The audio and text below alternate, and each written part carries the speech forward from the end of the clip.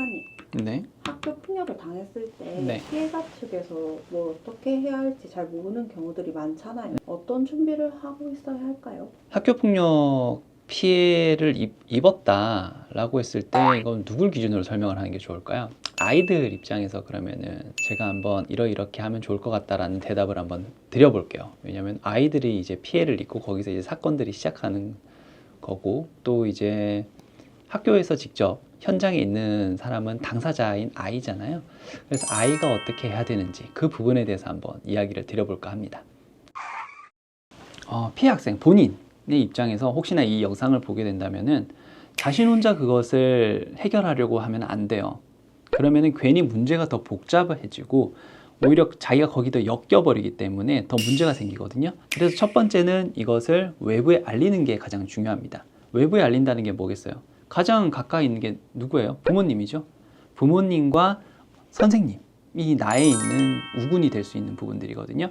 그래서 첫 번째로는 부모님에 대해서, 이 사실에 대해서 내가 입고 있는 이 피해 부분에 있어서 정확하게 전달을 하는 것이 가장 중요해요. 그래서 내가 어떤 일을 이렇게 겪고 있다, 피해를 입었다라고 했을 때 그날 부모님한테 솔직하게 말씀을 드리면 됩니다. 그러면 부모님 어떻게 해야 돼요? 그거를 절대 쉽게 넘기시면 안 됩니다. 아이가 어떤 말을 했을 때는 아이 나름대로 그 부분에 있어서 충분히 고민을 하고 이야기를 하는 것들이거든요. 그런데 그 부분에 있어서 뭐 쉽게 생각해서 뭐 네가 뭐 잘못한 거 아니야? 걔가 뭐 괜히 그랬겠어? 이런 식의 대응은 절대 하시면 안 됩니다. 아이가 어떤 피해를 입었다고 말을 할 때는 그 부분에 있어서 모든 것들을 제쳐두고 집중을 하셔야 돼요. 어떤 그 행동에 있어서 가만히 들어보시고 그 부분의 원인을 아이에게 절대로 넘기시면 안 됩니다. 적극적으로 지지를 해주시고 그 부분에 대해서 함께 고민을 해주셔야 돼요. 그러면은 아이는 그 부분에 있어서 부모님이 나를 도와주는구나 라고 생각하고 더 솔직히 말을 할 수 있습니다. 그렇지 않으면은 아이는 한 번 말하고 나서 부모님이 이걸 중요하게 여기지 않는구나 라고 생각을 해서 입을 닫게 돼 있어요. 그러면은 그 시간이 지속되면서 아이의 피해는 더 누적될 수밖에 없습니다. 부모님한테도 말을 했다. 그러면은 아이 입장에서는 선생님을 통할 수밖에 없어요. 왜냐면은 그 교실을 이렇게 관리하고 해주시는 분들은 담임 선생님이 될 수밖에 없거든요. 그러면 담임 선생님을 통해서 이 사건을 한번 해결해 보려고 하시는 수밖에 없어요. 이걸 계속 외부에 터뜨리고 하다 보면은 사건을 조기에 원만하게 마무리할 수 있는 기회가 사라지게 되다 보니까 그 부분에 있어서 선생님한테 이 부분에 대한 문제 제기를 하고 선생님의 조력을 받으셔야 됩니다. 그런데 요즘에는 조금 안타까운 게 선생님이 한테 이런 얘기를 하면 선생님이 그럼 학폭으로 가시죠 라고 말을 해버리시는 경우들이 있어요.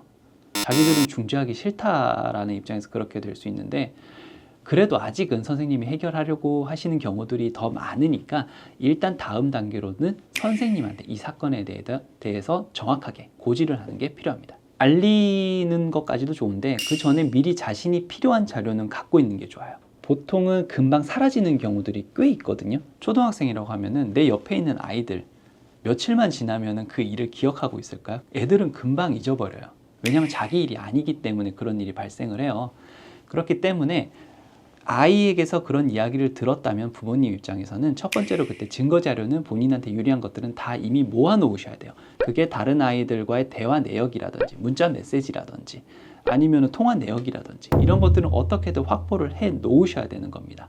좀 심해서 폭행이나 이런 것들이 있다고 치면 교내 CCTV 영상 이런 것도 어느 정도 확보를 해 놓으실 필요가 있어요. 왜냐하면은 교내 영상이라는 게 뭐 보통 2주에서 4주 되면 없어져 버리거든요. 그럼 그 시간이 지나고 나면 그걸 복구할 수 있는 방법이 없어요. 그거는 교육지원청 쪽에다가 요구를 하시거나 학교 쪽에 요구를 하시거나 뭐 개인정보 등을 이유로 이거 뭐 안 된다 뭐 이런 식의 자꾸 부정적인 반응이 나온다면은 법원을 통한 증거 보전 신청까지 해야 될 수가 있어요.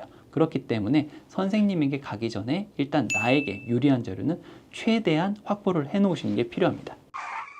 아예 자료가 없는 경우도 있겠죠. 진짜 1대1 상황에서 발생한 경우 그런 상황이 있었다면 이제는 선생님과 이제 대화를 시작하시는 겁니다. 선생님에게 본인이 입었던 피해 내용에 대해서 구체적으로 말씀을 좀 해주시는 게 좋아요. 적어도 3월경, 4월경에 어디에서 이 친구가 저한테 갑자기 이런 행동을 했습니다 라고 좀 구체적으로 선생님한테 말씀을 드리는 게 좋아요. 그리고 선생님에게 당부를 하는 것도 필요하죠. 지금 당장 내가 이거를 너무 문제를 키워서 학교폭력으로 하려는 게 아니다. 그러나 이런 문제에 있어서 저쪽 상대편도 알아야겠죠. 아이가 그런 행동을 한다는 것을 저쪽의 부모님은 모르실 거예요, 아마. 그래서 그 부분에 대해서 주의도 좀 요구를 하시고요. 뭐 사과까지 필요하시다면 그 부분에서 중재를 좀 요청을 하시는. 그런 것들을 하셔야 선생님도 이제 사건을 인지를 하고 아이를 불러서, 그러니까 우리 아이도 될 수 있고 이제 쌍방을 다 불러서 사실 확인을 할 수가 있죠. 그러면은 아이들은 그래도 선생님 앞에서는 쌍방에서 있었던 일들에 대해서 그렇게 거짓말까지는 하진 않아요.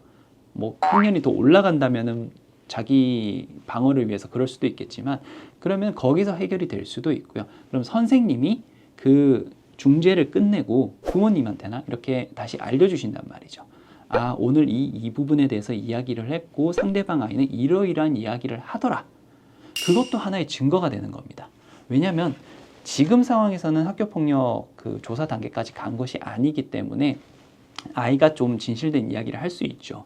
그 상황에서는 뭐 어른들의 어떤 조력을 받아서 하는 것들이 아니기 때문에, 그런 상황에서 선생님이 확인을 하고 나왔던 진술들은 나중에 아이가 이 말을 바꿨을 때, 학교폭력으로 정식 신고가 돼서 말이 바뀌었을 때 매우 중요한 증거들이 될 수 있는 것들이에요. 따라서 그런 것들도 다 자료를 확보해 놓으셔야 됩니다. 변호사님, 네.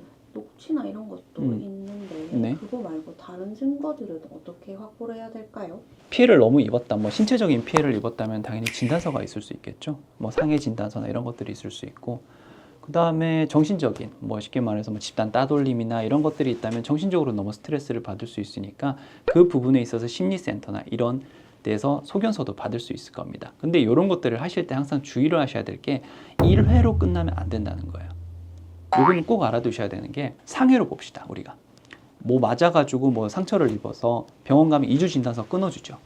근데 그거 받았다고 이제 그래도 내가 이거 상해다 라고 주장을 하시는 경우들이 있어요. 그런데 법적으로나 이런 쪽으로 봤을 때 단순히 상해 진단서가 있다고 해서 바로 상해가 인정되는 경우는 없습니다. 특히나 2주짜리 상해 진단서 같은 경우에 그 이후에 일정 치료 내역이 필요해요. 그런데 이 부분을 많은 분들이 좀 오해를 하시더라고요. 앞에 상해 진단서 있으니까 당연히 상해 아닌가요? 절대 그렇지 않습니다. 그래서 정말 그 상해를 입었다면은 그 부분의 치료 내역을 꼼꼼히 좀 남겨두셔야 돼요. 안 그러면은 그냥 상해가 아니라고 판단이 날 수도 있거든요. 그 다음에 심리적인 부분들이 있죠. 그것도 꾸준히 가십시오. 몇 달이 되더라도, 일주일에 한 번, 2주일에 한 번이더라도 어떤 학폭 결정이 날 때까지는 뭐 한 달이 걸릴 수 있고 2달이 걸릴 수 있거든요. 그 기간 동안 꾸준히 치료를 받으시고 그 자료를 활용하셔야 돼요. 절대 일회적으로 끝나시면 안 됩니다. 그래서 이런 것들은 좀 절차적으로 알아두시면 좋을 것 같습니다. 변호사님, 네. 사실 피해 학생들은 가해 학생의 협박이나 보복이 두려워서 알리지 않는 경우가 많거든요. 그 친구들이 용기 낼 수 있도록 한마디. 맞아요. 진짜 뭐 1년 동안 그렇게 괴롭힘을 당하다가 그런 식으로 참다가 오는 경우들도 상당히 많거든요. 학교라는 게 또 하나의 작은 사회다 보니까 그 안에서 나의 힘, 나의 무리의 힘이 그쪽에 비해서 떨어지다 보니까 거기서 괴롭힘을 당할 수 있단 말이죠. 또 이게 신고를 한 이후에 이 친구가 뭐 아무런 뭐 타격도 없고 오히려 나에게 더 그런 것들을 하는 게 아닌가 두려울 수 있어요. 그런데 외부에서 제가 볼 때는 그 친구들은 정말 아무것도 아니거든요. 외부에서 어른들이 봤을 때는 그 친구들은 그냥 또 하나의 아이들일 뿐이에요. 그래서 적어도 제가 한 사건 중에는 이런 신고를 하고 뭐 어떤 경우에는 형사고소, 민사소송까지 가고 하다 보니 이 친구들이 우리한테 어떤 다시 보복을 한다든지 그런 경우는 없어요. 오히려 우리를 피할 경우가 더 많죠. 그렇기 때문에 그런 부분 도움을 요청을 하실 때는 그런 걱정을 하지 않으셔도 됩니다. 무조건 부모님이나 선생님을 통해서 도움을 받으셔야 돼요. 그 다음에 이제 뭐 저 같은 변호사의 도움을 더 받으셔도 되고요. 그렇기 때문에 그 부분에 대해서는 절대 두려워하지 마시기 바랍니다. 그래서 학교폭력 절대 일어나야 되지 않아야 되는데요. 안타깝게도 많이 일어나요. 그래서 그 부분들 때문에 하루에도 뭐 몇 건씩의 사건들이 진행되고 있고요. 교육지원청에서도 학폭위가 계속 열리고 있어요. 그런데 어떤 분쟁이 터졌을 때는 그 부분에 있어서 쌍방이 뭐 어떤 잘 중재가 된다면 모르겠지만 아직은 많은 경우에 다툼으로 이어지고 결국은 어떤 처분들을 받고 형사 처벌을 받고 이렇게 결국 마무리가 돼요. 그런데 시간이 지나고 이렇게 내가 적극적으로 대응해서 해결을 하고 뭐 저한테 그런 연락도 오거든요. 잘 해결 너무 고맙다. 이 부분에 있어서 뭐 학교 생활 이제 더 잘하고 있고 진학을 해서 아무 문제가 없다. 이런 자기들이 이렇게 겪고 나니까 더 활기차게 학교 생활을 하는 경우들이 훨씬 더 많아요. 그렇기 때문에 이런 것들 잘 아시고 참지 마십시오. 너무 참지 마십시오. 두려워하지도 마세요. 절차대로 하면은 내가 학교 생활 정말 잘할 수 있습니다. 꼭 알아두시고요. 학교 생활 잘 하시기 바랍니다. 이상 이원우 변호사였습니다.